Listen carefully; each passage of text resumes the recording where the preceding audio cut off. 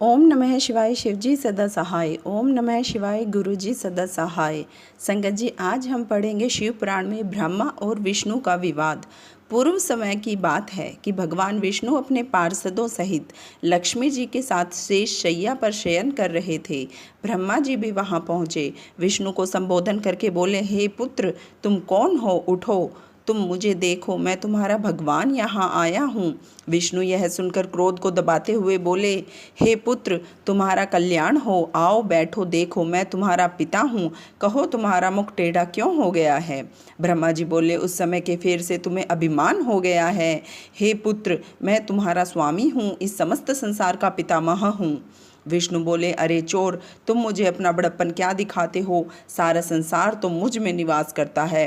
तुम मेरी ही नाभि कमल से उत्पन्न हुए हो और मुझसे ऐसी बातें कर रहे हो। तुम्हें यह शोभा नहीं देता। इस प्रकार ब्रह्मा जी और विष्णु जी में विवाद बढ़ता गया। ये दोनों अपने को प्रभु कहते कहते आपस में युद्ध करने लगे। दोनों के प्रहारों से देवता व्याकुल होकर कांपने लगे और कहने लगे, जब आप दोनों अराजकता उत्पन्न कर रहे हो तो यह समस्त सृष्टि भगवान शिव की है। उनके बिना इस सृष्टि का एक दिन का भी इधर से उधर नहीं हो सकता। अतः हम सब शिव शंकर के पास चलते हैं। इतना कहकर सब देवता वहां पहुंचे, जहाँ महादेव जी पार्वती जी के साथ सभा में मणिमय सिंहासन पर विराजमान थे। देवताओं को आया देखकर शिव जी ने उन सबको अपने पास बुलाकर बोले, ओम नमः शिवाय शिवजी सदा सहाय। ओम नमः शिवाय गुरुजी सदा सहाय। शिव निर्णय, हे देवताओं, मैंने सुना है कि विष्णु और ब्रह्मा में भीषण संग्राम चल रहा है।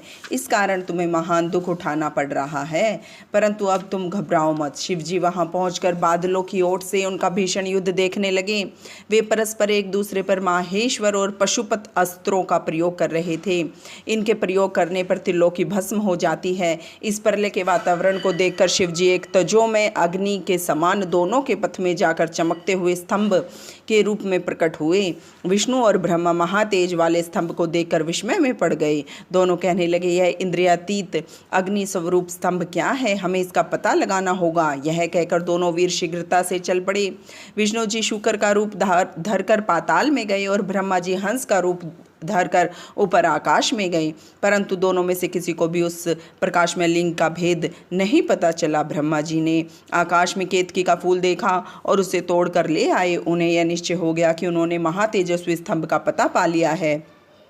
वे केतकी के फूल को लेकर विष्णु जी के पास चले आए। विष्णु जी ने ब्रह्मा जी के पैर पकड़ लिए। ब्रह्मा जी के इस छल को देखकर शिव जी उसी समय प्रकट हो गए। विष्णु जी ने भगवान शंकर के चरण पकड़कर प्रणाम किया। विष्णु जी की इस महानता से भगवान शिव बहुत खुश हुए। उन्होंने प्रसन्न होकर उनकी सत्यवादिता की प्रशंसा की और अपनी समता प्रदान की। ओम नमः शिवाय शिवजी सदा सहाय। ओम नमः शिवाय गुरुजी सदा सहाय। ब्रह्मा जी का अभिमान भंग। श्री नंदिकेश्वर बोले, इसके पश्चात शिव जी ने अपनी भौहों के बीच से भैरव को प्रकट किया। भैरव ने प्रकट होकर भगवान शिव से पूछा, मेरे लिए क्या आज्ञा है? ब्रह्मा जी पर क्रोध करते हुए भगवान शंकर ने भैरव से कहा, तुम अपनी पैनी तलवार से ब्रह्मा जी की सेवा करो। शिव जी की आज्ञा पाते ही भैरव ने ब्रह्मा जी के केशों को पकड़ लिया। भैरव ने ब्रह्मा जी के 5वें मुख को, जिससे उन्होंने असत्य बोला था, काट दिया।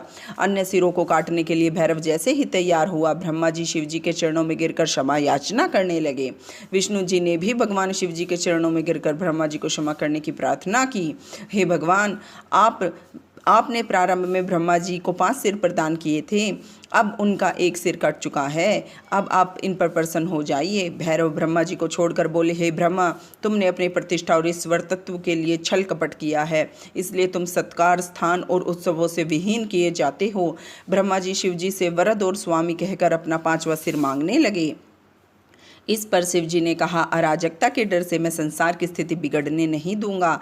हे पुत्र, जो अपराधी है उसे तुम दंड प्रदान करो। तुम गणों के अधिपति होकर रहो, लोक मर्यादा का पालन करो।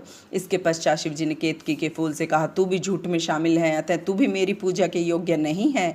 शिव जी के गणों ने केतकी को दूर भगा दिया। केतकी शिव जी से हाथ जोड़कर बोली, हे स्वामी, मुझे माफ़ करने की कृपा करें। हे प्रभु, आपकी कृपा से कुछ भी दुर्लभ नहीं है। शिव जी बोले, मेरा वचन कभी मिथ्या नहीं हो सकता। अब मैं तुम्हें स्वीकार नहीं कर सकता, परंतु मेरे भक्त तुम्हें स्वीकार करते रहेंगे। जिस प्रकार तुम्हारा जन्म सफल हो जाएगा, मेरे मंडप की रचना में तुम शिरमौर ही रहोगी। इस प्रकार भगवान शिव ब्रह्मा केतकी और विष्णु पर कृपा करके देवों के पास पधारे। देवताओं ने शिव जी का पूजन कर स्तुति की। पुनः शिव जी अपनी सभा में जा बैठे। ओम नमः शिवाय, शिव जी सदा सहाय। ओम नमः शिवाय, गुरु जी सदा सहाय।